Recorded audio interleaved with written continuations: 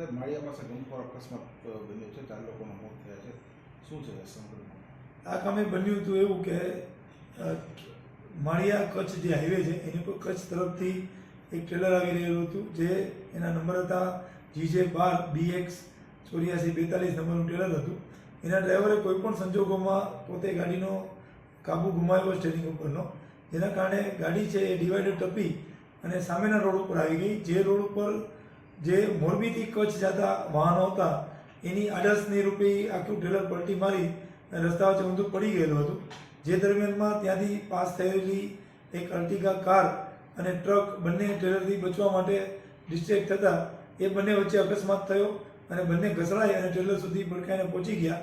દરમિયાનમાં જે ટ્રક મોરબીથી કચ્છ તરફ જઈ રહ્યો હતો એ ટ્રકની ડીઝલની ટાંકી ફાટેલી હતી અને જમીન ઉપર કોઈપણ પ્રકારના તણખા થતાં આગ લાગેલી હતી.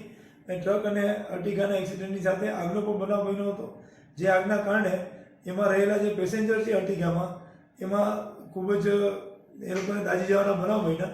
એમાં 2 બાળકો છે એ સ્થળ ઉપર જ મૃત્યુ પામ્યા અને બાકીના બાળકો તથા અર્ટિગાના ડ્રાઈવરને પોલીસે ત્યાં પહોંચી અને સામખિયારી ખાતે દવા લેવા માટે ટ્રાન્સફર કરેલા હતા.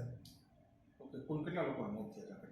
આ કામે કુલ 4 લોકોના મોત થયા છે, જેમાં 2 બાળકો છે જે 18 વર્ષથી નીચેની ઉંમરના છે અને 2 મોટી ઉંમરના છે. એમાં એક છે એ મોરબીથી જતા ટ્રક તરફ જતા ટ્રકનો ડ્રાઈવર છે અને મોરબીથી કચ્છ તરફ જતા ટ્રકના ક્લીનર છે. એ બંનેનું મૃત્યુ થયું છે. અને આર્ટિગા કાર છે એમાં કુલ 7 બાળકો હતા અને ડ્રાઈવર હતા. અને ખાસ આ બાળકો છે એ જુનાગઢ હાયર બોર્ડિંગમાં અભ્યાસ કરી રહેલા હતા અને ત્યાંથી કચ્છ મુકામે રક્ષાબંધન